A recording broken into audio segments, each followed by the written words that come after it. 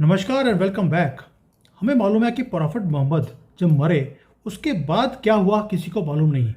आज मैं आपको तीन चार चीज़ें हैं जो इस्लाम की गुत्थी को सुलझाएंगी।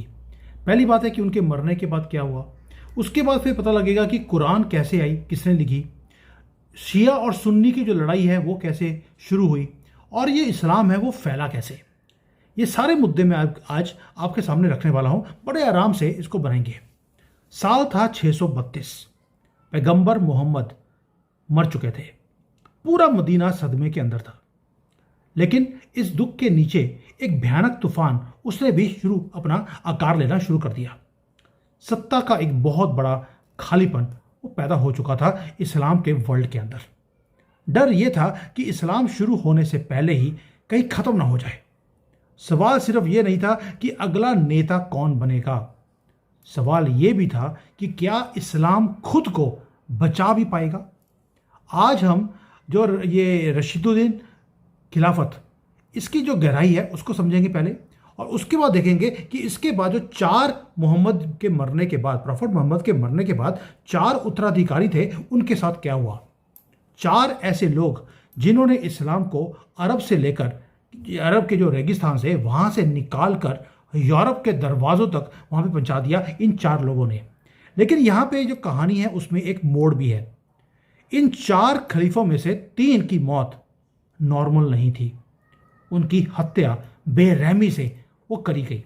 ये कहानी है जीत की, ये कहानी है धोखे की, और उस खून की जिसने इतिहास की बुनियाद को हमेशा के लिए बदल कर रख दिया।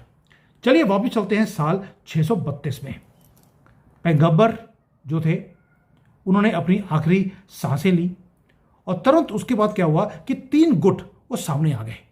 हर कोई सत्ता वो छीनना चाहता था। पहले थे अंसार, ये मदीना के जो मूल निवासी हैं ये उनमें से थे अंसार। दूसरे थे मुहाजिरून, ये वो लोग हैं जो मक्का से आते हैं। एक थे पहले वाले अंसार वाले मदीना के, दूसरे मक्का के। और तीसरे थे बनु हाशिम, ये पैगंबर का अपना परिवार था। जो परिवार था वो चाहते थे कि अली उनके अगले नेता बने, क्योंकि उन्हीं के परिवार से वो आते थे। माहौल बहुत ज़्यादा गर्म हो चुका था, तलवारें ऑलरेडी बाहर निकाल ली थी सभी ने। तभी अबू बकर वो सामने आए। अबू बकर जो पैगंबर प्रॉफिट मोहम्मद हैं उनके सबसे पुराने दोस्त और सलाहकार भी थे। फैसला लिया गया और अबू बकर को पहला खलीफा बनाया गया। तो आपको लगेगा कि संकट टल गया, तो संकट टला नहीं। अबू बकर को विरासत में एक विद्रोह भी मिला। अरब के जितने भी कबीले हैं उन्होंने बोल दिया कि भाई हमारी जो वफादारी है वो तो प्रॉफिट मोहम्मद के साथ थी, प्रॉफिट मोहम्मद चले गए तो वफादारी भी खत्म हो गई। उन्होंने सबसे पहला काम ये किया कि जो टैक्स है वो देने से मना कर दिया। कुछ लोग वो वापस जो मूर्ति पूजा है उसकी तरफ दोबारा से मुड़ गए। अबू बकर ने इंतजार नहीं किया, उन्होंने रिद्दा की जो जंग होती है उसको शुरू कर दिया, और 2 साल तक लगातार युद्ध चलता रहा। विद्रोह को पूरी तरह से कुचल दिया गया और पूरे अरब को वापस एक झंडे के नीचे उन्होंने खड़ा कर दिया। ये वही आदमी है जिन्होंने कुरान को कंपाइल करना शुरू किया। उन्होंने इस्लाम को बिखरने से बचाया, उनका यही रोल था। लेकिन उनके पास वक्त बहुत कम था। 2 साल के बीच में 2032 में बने थे, 2034 में अबू बकर का निधन हो गया। वो किस्मत वाले थे क्योंकि उनकी मौत नॉर्मल तरीके से हुई थी, और इन चारों में से वो अकेले हैं जो अपने बेड के ऊपर लेटे लेटे मरे हैं। अब जाने से पहले उन्होंने एक बड़ा फैसला ले लिया। उन्होंने फिर से अली को चुनने से मना कर दिया। उन्होंने उमर को अगला खलीफा बना दिया। उमर दूसरे खलीफा बने। अगर अबू बकर ने इस्लाम को बचाया तो उमर ने साम्राज्य को बनाने की कोशिश करी। उन्होंने 10 साल के लिए राज किया, और वो 10 साल किसी धमाके से कम नहीं थे। उमर के नेतृत्व में इस्लामी सेना को कोई रोक नहीं पाया। पूरी दुनिया में इन्होंने दरिंदगी फैला दी, मौत हर जगह पर इन्होंने क्रिएट करी, और उन्होंने उस वक्त 2 महाशक्तियां थी उसके ऊपर हमला किया। एक था पर्शियन एम्पायर, दूसरा था रोमन एम्पायर, और दोनों को ढक ढा के रख दिया। इराक चला गया, सीरिया चला गया, इजिप्ट, जिसको मिस्र बोलते थे, वो भी इनके कदमों के नीचे आके नीचे गिर गया और सारी पॉपुलेशन को इन्होंने कन्वर्ट कर दिया। 100% इस्लामिक वो कन्वर्जन कर दी गई तलवार के नोक पे। लेकिन उमर सिर्फ एक योद्धा नहीं थे, वो एक निर्माता भी थे। उन्होंने शासनकाल में अवस्था को बनाने की कोशिश करी। जो सैनिक थे उनको तनख्वाह देने की उन्होंने एक डिपार्टमेंट बना दिया। पुलिस का एक अलग से डिपार्टमेंट है, अदालतें से ही जज बनाए गए। यहाँ तक कि जो इस्लामिक कैलेंडर जो आज आप देखते हैं उसकी शुरुआत भी इन्होंने करी थी। लेकिन वो बहुत ज़्यादा सख्त आदमी भी थे, इंसाफ पसंद भी थे। और जब आपके पास एक अनलिमिटेड ताकत होती है, आपने 10 साल तक राज किया है दुनिया में, आपने सबको अपने कदमों के नीचे लेकर आ गए, तो उसमें फिर दुश्मन पैदा होने शुरू हो जाते हैं। अब हुआ क्या, जो साम्राज्य था वो बढ़ना शुरू हो गया। बहुत ऐसे एरिया थे जो कि पहले नॉन मुस्लिम थे, आज वो इस्लामी जो ये इनका साम्राज्य था उसके पार्ट बन गए थे। लेकिन गुस्सा अंदर फिर भी था कि यार इन्होंने हमें धोखे से हमें हमारे ऊपर कब्जा किया है। 644 एग्जैक्टली 10 साल के बाद सब्र का बांध सबका टूट गया। उमर सुबह सुबह नमाज पढ़ने के लिए मस्जिद में गए। अबू लुलू नाम का एक आदमी, वो फारसी था और फारसी गुलाम भी था, बहुत ज़्यादा सताया हुआ। उसने छुप कर वो गया मस्जिद के अंदर और उसने हमला कर दिया। उसने खलीफा को कई बार खंजर मारा और उमर वहीं पर गिर गए। 3 दिन के इलाज करवाने के बाद भी उनका निधन हो गया। ये बुनियाद में पड़ने वाली पहली दरार थी जो इस्लामिक वर्ल्ड में हुई। यानी कि जो आज आप देखते हैं कि जो इस्लामिक लोग हैं और फारसी लोग हैं, उनके जो दरार थी वो यहाँ से शुरू हुई। अब जो इस्लामिक काउंसिल है दोबारा से मिलती है, अली फिर से उम्मीदवार बनते हैं, लेकिन उन्हें उस दोबारा से चूज़ नहीं किया गया। चूज़ किया गया उस्मान को। उस्मान तीसरे खलीफा बने। वो बहुत ही अमीर थे और बहुत अच्छे एक परिवार से भी वो आते थे। शुरू से सब ठीक चलता रहा और लगा भी कि सब कुछ ठीक हो जाएगा, लेकिन जीत का सिलसिला जो था वो भी चलता रहा। एक्सपेंशन होती रही इस्लाम की। ये वही है खलीफा जिन्होंने कुरान को स्टैंडर्डाइज करने की कोशिश करी। और आज जो कुरान हम पढ़ते हैं, हम नहीं जो लोग पढ़ते हैं, वो उस्मान की ही काम है। जो आज हम कुरान को जो देखते हैं वो उन्होंने क्रिएट किया था। लेकिन ये शांति ज़्यादा दिन नहीं टिकी। उस्मान के ऊपर इल्ज़ाम लगाए गए। लोगों ने कहा कि वो अपने परिवार को बढ़ाना चाहते हैं। उन्होंने अपने रिश्तेदारों को गवर्नर बना दिया। लोग गुस्से में आ गए। जो इजिप्ट है, इराक है, उनके सैनिकों को लगा कि उन्हें थोड़ा सा अनदेखा किया जा रहा है। भ्रष्टाचार बिल्कुल चरम सीमा के ऊपर था। बगावत शुरू हो गई। विद्रोहियों ने मदीना में उनके घर को घेर लिया। उन्होंने इस्तीफा देने से मना कर दिया। उस्मान ने जब मना कर दिया तो कई दिनों तक वहां पे घर के अंदर उनको कैद में रखा गया। पानी बंद कर दिया, हर चीज खाने पीने के सामान देने से मना कर दिया गया। मदद के रास्ते सारे काट दिए गए। फिर वो हुआ जो किसी ने सोचा नहीं था। जो विद्रोही थे वो घर के अंदर घुस गए। उस्मान कुरान पढ़ रहे थे उस वक्त, और ये जो विद्रोही थे उन्होंने जाकर खलीफा की हत्या कर दी। खून कुरान के पन्नों के ऊपर वो गिर गया और तीसरे खलीफा मारे गए। लेकिन इस बार मारने वाला कोई और बाहरी आदमी नहीं थे, वो मुसलमान था जिन्होंने खलीफा को मारा था। गृह युद्ध का दरवाज़ा फिर दोबारा से खुल चुका था। आखिर में अली की बारी आई।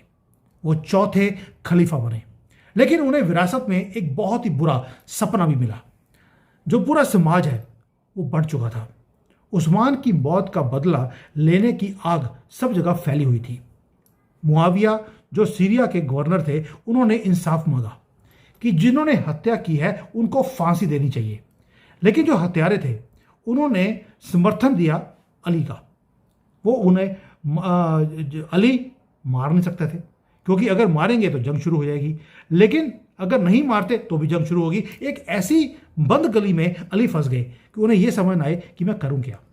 इसे कहते हैं पहला फितना, यानी कि पहला इस्लामिक गृह युद्ध। तो मुसलमान ही मुसलमान से लड़ना शुरू हो गया। अली हर तरफ से गिर चुके थे। यहां तक कि पैगंबर की जो पत्नी है आयशा, वही 6 साल वाली आयशा भी उनके खिलाफ खड़ी हो गई। अली ऊंट की लड़ाई वो जीत गए, एक लड़ाई शुरू करी, और लेकिन युद्ध जो है जीतने के बाद भी चलता रहा। उन्होंने जो राजधानी है उसको इराक में शिफ्ट कर दिया, जिसे बोलते थे कुफा, और उन्होंने हालात को संभालने की पूरी कोशिश करी। लेकिन अराजकता इतनी ज़्यादा बढ़ चुकी थी कि चीज़ें उनके हाथ से बाहर निकल गई, और वहाँ पर कट्टरपंथी जो हैं उनका गुट पैदा होना शुरू हो गया, जिसको बोलते थे खारिजाइट्स। ये तब कट्टरपंथी तब अली के टाइम पर ये शुरू होती है। ये जो कट्टरपंथी थे ये सारी दुनिया से नफरत करते थे, इंक्लूडिंग मुसलमानों से भी। उनका मानना था कि अली और उनके दुश्मन दोनों पापी हैं, ये इस्लामिक है ही नहीं। उन्होंने फैसला किया कि नेताओं को मार देना चाहिए। साल था 661, रमज़ान का महीना था। अली कुफा यानी कि इजिप्ट की जो मस्जिद है उसमें नमाज पढ़ने जाते हैं, और इब्न नाम का एक हत्यारा वहाँ पर आता है। जहर से भरी हुई तलवार वो अली के सर के ऊपर चलती है और अली गिर पड़ते हैं।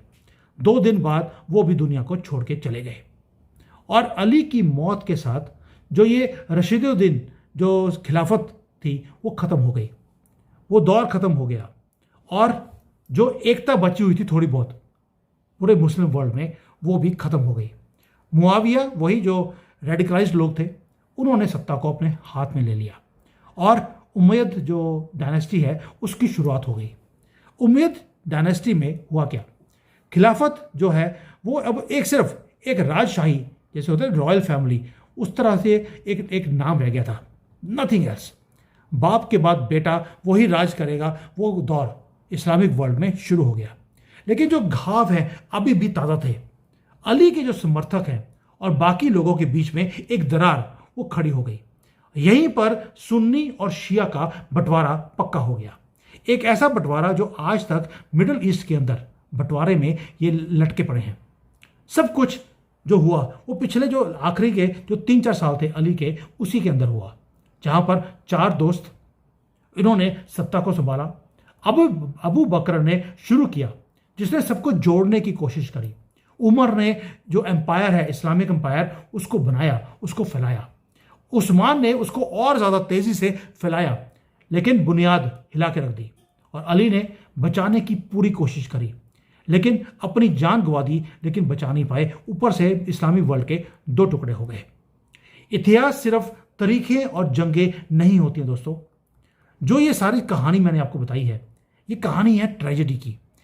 ये कहानी है जिसको बोलते हैं कि एक डिज़ायर की, ईगो की, एक सत्ता को छीनने की, महत्वाकांक्षा को जो कि आउट ऑफ देयर हेड है, ये उसकी कहानी है। ये कहानी है राजनीति की। ये कहानी है 3 हत्याओं की, वो भी किसकी? इनके अपने खलीफों की। 3 मौतें जिन्होंने दुनिया के नक्शे को बदल के रख दिया। आज जो लड़ाई है मुसलमानों की शिया सुन्नी में, जो आपकी लड़ाई है इजराइलियों में और मुसलमानों में, वो सारी इसी 4 लोगों के कारण शुरू हुई। अगर आप इस इतिहास को नहीं जानते तो जो आज वर्तमान में जो कुछ हो रहा है आप उसको भी समझ नहीं पाएंगे। इसलिए मैंने इसको पूरा स्टडी करने के बाद आपके लिए ये चीज़ें बनाई हैं। ये है खलीफाओं की विरासत, एक ऐसी विरासत जो स्याही से नहीं लिखी गई, वो लिखी गई खून से, और खून से सील कर दी गई। और ये खून ये बंद नहीं हो सकता। वो तब का रेडिकलाइजेशन वो आज तक चलता आ रहा है और ये ख़त्म नहीं होगा। ये चीज़ें हैं जो समझने वाली हैं। अभी मैंने इसकी जो स्टडी करी है, जो आपके सामने मैंने प्रेजेंट किया, ऐसे ही मैं आपको बताऊंगा कि इनकी जो मौत थी प्रॉफेट मोहम्मद की, वो किसने करी, वो हुई क्यों, वो वहाँ पे सर्कमस्टांसेस क्या थे। अब मैं इसकी स्टडी के ऊपर लगा हूँ and I am going to present all this things. ये कोई मैं खुद ये स्टोरी नहीं बना रहा हूँ, ये इनकी हिस्ट्री में ये लिखी हुई है। मैं वही चीज़ें प्रेजेंट कर रहा हूँ जो ऑलरेडी एग्जिस्टिंग है इनकी ही अपनी किताबों में, इनकी हिस्ट्री बुक्स में। अब आएंगे बैकवर्ड्स कि ये तो हो गया कि प्रॉफेट मोहम्मद की मौत हुई कैसे, या उनके मौत के बाद क्या हुआ। अब जाएंगे कि उनकी मौत से पहले क्या हुआ जिसके कारण मौत हुई, and then we will go backwards. अगर आपको अच्छा लगा होगा प्लीज़ मुझे कमेंट कर देना। इसके अलावा और भी कुछ है हिस्ट्री के बीच में जो आप चाहते हैं इसको कवर करना, please let me know, I will cover that also. मेरा ईमेल आईडी आपके पास है, नहीं तो डिस्क्रिप्शन में लिखा हुआ है। Please go and search and reply me. Thank you. जय हिंद।